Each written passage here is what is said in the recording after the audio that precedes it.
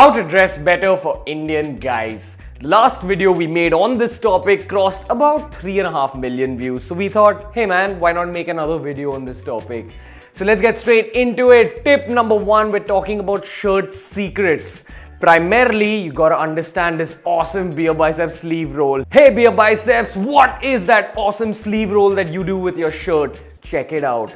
This is my normal sleeve. You grab it by the cuff, pull it up, and then this part of your sleeve you kind of use to hold the cuff in place. Many shirts that are manufactured are meant to be rolled in this way. Keep in mind there's two ways of rolling your sleeves up. The first is the normal way of rolling up your shirt where you roll it up in layers. But the second is this sicker way, which adds a lot of personality, a lot of fun to your outfit. Also keep in mind that a lot of shirts that are manufactured in 2017 are manufactured in order to be rolled this way. You know that if the inner pattern of the sleeve cuff is different from the outside pattern. So the end result is a shirt that looks gorgeous because of these two elements that pop in your shirt. Second shirt style secret, come a little bit closer. You see this? This is called a button down collar. This is a button down shirt. It's called button down because the collars are stiff and upright thanks to these two little buttons. Now these two little buttons add once again an element of personality to your dressing, especially if the buttons are contrasting with the shirt. But more importantly, the function of the buttons is to hold the collar upright and in place. That gives rise to a neat looking shirt, and that's what defines a great shirt. Remember, when you're looking at someone who's wearing a shirt, the first thing you notice is their face region. Their face, their neck, their head area. And a part of the head area is the collar. That's why when you're going and buying shirts, make sure that you hunt out for a button down shirt. If you don't get a button down shirt, look for a shirt with an extremely stiff and strong looking collar that will last the test of time. But what do you do if you have a bunch of shirts with slightly weaker collars? This is where collar stays come and help you. Collar stays are those double-sided tapes that are sticky on both sides. You get it at any general store. Buy those, and every time you're going out, every time you're going for a meeting, put it under the shirt just the way I've shown here. And finally, shirt style secret number 3. How do you know when to leave a shirt out? How do you know when to tuck it in? The manufacturers of the shirt help you in this case. So check out this particular shirt.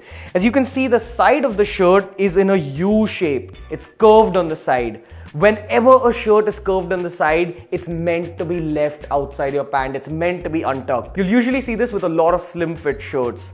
But if a shirt is straight on the side, something like this one, can you see the side? It's straight, unlike the other shirt which had a curved side. That's when you know you gotta tuck in your shirt. Remember, these shirts, if you leave it outside, it looks extremely untidy. It's not meant to be left outside. And very importantly, make sure you wear a belt with the outfit and match the color of your belt to the color of your shoes. It makes the entire outfit a lot neater. And speaking about neatness, tip number 2. Tip number 2, we're talking about neatness again. This is a gorgeous shirt, absolutely ruined by all these little creases which you may not give importance to, but trust me, it absolutely ruins the way you look. And that's why it's absolutely essential for every guy to know the significance of ironing your clothes. And of course, you should know how to iron your own clothes as well. You're not gonna have your mummy all your life to iron your clothes, and that's why I'm gonna give you the basics on a gentleman's ironing routine. Rule number 1, get your hands on a good quality steam iron. In this case, I'm using Bajaj's Majesty iron, primarily because it's got a steam burst feature. Usually when you're ironing clothes, you need to moisten your clothes with some kind of water spray to help you ease out the process. But we're 21st century bros, and if a machine does more than half the job for you, nothing like it, bro. Okay, so ironing t-shirts and polos is easy. You just look out for the creases and iron over them. But when you're ironing a shirt, this is where it gets a little bit complicated. So firstly, start off with the collar. Lay it out on a flat surface, iron one side of it, flip over the shirt and iron the second side of the collar. Next, let's move on to the cuffs. Once again, you open it up, start ironing from the inside. Flip it over and iron the outside, but very importantly, make sure you dodge the buttons. You don't want to damage the buttons with that good quality iron. Next, let's move on to the front side of the shirt. Lay it out completely flat, iron in straight strokes, and once again, dodge the buttons. Once you're done ironing the body of the front side of the shirt, you can move on to the placket, or the part of the shirt that has the slots for the buttons. Next, let's move on to the yoke or the part of the shirt on your upper back. In straight strokes, once again, just go over it. Next, you can move on to ironing the back body in straight strokes. And finally, we'll move on to the sleeves. Lay the whole sleeve out on a flat surface, start at the top and iron it all the way down to the cuffs. Turn over the sleeves, do it again, and then repeat the procedure for the other sleeve. And the final tip is that once you're done ironing your shirt, you want to make sure you hang it out in the air for about 5 minutes. If you fold up your shirt immediately after ironing it, it'll get creased up again. Remember, while your shirt is warm, you want to let it loose for a minute just to stretch out the entire material of the shirt. Point number 3, my favorite topic in the world, we're talking about shoes. Why am I holding these in my hand? Primarily because I absolutely ruined these on our last shoot we did for the meditation video, which is also our best video. Go check it out. But let's come back to talking about shoes. So sneakers are extremely in this season. Do not make that mistake of wearing them out the way I did. These shoes are ruined forever. So what do you want to do when it comes to sneakers especially? You can see this white trim. This is the highlight of the sneaker. You don't want to be that guy who dirties this, and then you don't want to be that guy who wears dirty shoes. Keep that in mind. It draws people's attention. So let's get rid of this and let's talk about shoe care instead. Shoe care 101, don't wear new sneakers in the outdoors. Respect the shoe. Wear it only indoors when you go out for parties, when you go out for dates, when you're inside a restaurant. Respect that shoe. Especially if it's a white sneaker like that one, do not even think of wearing it out anywhere. Even if you wear it indoors, it's gonna get a little bit dusty. The moment you're home, at least wipe the white portion of the shoe. Extremely crucial. But coming to talking about loafers. Now, the thing with classy loafers is that they're usually made out of a suede material. And if they are made out of a suede material, you need to take care of them. So if it's a black suede shoe, you get a black suede spray, and if it's any other color, you get a plain suede spray. Make sure you get your hands on those. That will also increase the shelf life of that particular shoe, how long you can wear it for. But coming back to talking about casual shoes, we're talking loafers and sneakers. Right now, they're very fashionable, so only wear them outside. But as for everyday wear, go for boots and go for flip-flops. Once a shoe is worn out or dirty, you cannot keep wearing it, unfortunately. When you buy a new shoe, only wear it for important occasions. Keep that in mind. And that's when we can move on to tip number 4. The next tip we're talking about is the perfect fit when it comes to clothes. Check out this outfit, for example. Definitely not loose and not tight either. It's just the correct fit. It's only tight around the arms, the only place that it should be tight. But more importantly, this outfit works because of my physique. This physique is a result of sticking to a fitness lifestyle, what we promote on Beer Biceps.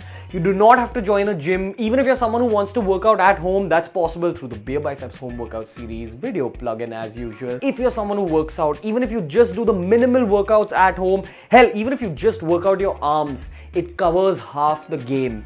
Almost anything you wear will look good if you have a good physique, but more importantly, having a decent physique opens up a world of possibilities. You can wear bright colors, you can wear dark colors, you can wear different fits of clothes, you can wear loose t-shirts, tighten them at the sleeve and make it look like a gorgeous t-shirt. Pants start looking more filled up and fantastic. You just start looking more powerful, and then you can play around with your dressing. Remember, having a great physique is a very masculine element in dressing, but that doesn't mean that it's a good element. If you want to really dress well, you need to balance out the masculine with the feminine. So having a great physique allows you to have bright colors because your masculine element is covered by your physique and the feminine element is covered by those bright colors. You can also start wearing shoes with tassels and still pull it off. You can wear shorts and look extremely elegant and not childlike. That's the advantage of having a great physique. But even if you're someone who doesn't have a great physique yet, I'd highly recommend you check out the video we made on how to find the correct fit. It's just 9 easy tips on how to look more muscular for every single guy. Fifth and final point, we're talking about attention to detail. This factor is what separates the extremely well-dressed men from all the just well-dressed men. It's all these little parts of your dressing that add up to your outfit. So in the last fashion basics video, we already spoke about watches, but there's more to it. So check out these watches I've got here. I've arranged them from least versatile to most versatile. The most being the one I'm wearing, the least being the one on the right. Why is this the least versatile? Because this strap is extremely casual, and more importantly, it'll only go with an outfit that contains a blue or white element. You can't wear it with anything else. Also, you can't wear it at night time. But moving on to the next watch, watch, something again that's very night wearish. What do I mean by that? This is a black watch with a black dial and a golden metal. This again will only go with outfits that have an overall darker tone, and you can rarely wear this in the day. If this had a silver dial, it would be much more versatile, but because it has a golden dial, it kind of limits its features.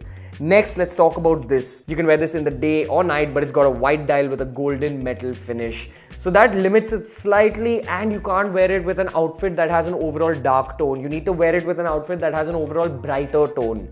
And that's why the watch I'm wearing is the most versatile, also extremely stylish. But attention to detail does not stop at watches.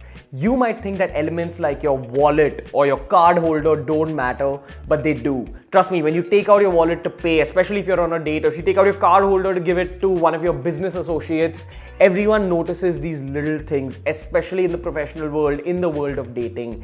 Get yourself a quality, stylish card holder for all your business cards, and get yourself an extremely stylish, new looking wallet. So as you can see, it's a formal looking wallet, but it does have that slight element of fun through this triangle made on the top. So it's somewhere between the casual and the formal. Speaking about being between casual and formal, you gotta talk about attention to detail when it comes to shoes. The most fantastic shoes stand out from other shoes because of the attention to detail. For example, what's fantastic about this shoe? It's got these tassels which add a lot of personality. Once again, they slightly limit your dressing because this makes the entire shoe look a little bit Indian. So you can't wear it with every single outfit. You cannot wear this with a blazer. But if you wear these loafers with a white shirt, a blue pair of jeans, it'll just elevate your entire outfit. And because we're in India, we can afford to wear loafers with tassels. Also check out this material. It's called suede, which is a velvety material. Once again, adds a very elegant look to your outfit. But coming to sneakers, what's the difference between these two pair of sneakers? They're both fantastic firstly, but this one's got more personality because it's got two colors going for it. This one's slightly on the sober side. It's slightly on the more sporty side almost. But more importantly, if you're buying this monochrome sneaker, something that's only blue, see if you can get your hands on white laces. Keep in mind, this blue sneaker with white laces will once again elevate the outfit. It'll make it look a lot more casual, a lot more fun. And keep in mind, your shoes talk about your personality. It's where you need to pay attention to detail, as I spoke about in the earlier point. If I start talking about the attention to detail when it comes to shoes, I can go on for an entire day. I'd rather that you guys go and watch the shoes video we made. But more importantly, if you're someone who still wants to learn a little bit more about fashion and you're not satisfied with just these tips, make sure you check out the men's style playlist. All your fashion answers from an India-specific perspective, as always, on Beer Biceps. If you enjoyed the video, make sure you hit that thumbs up button, make sure you subscribe to Beer Biceps, and follow us on Instagram at Beer Biceps. From Ranveer and the entire team, we'll see you later.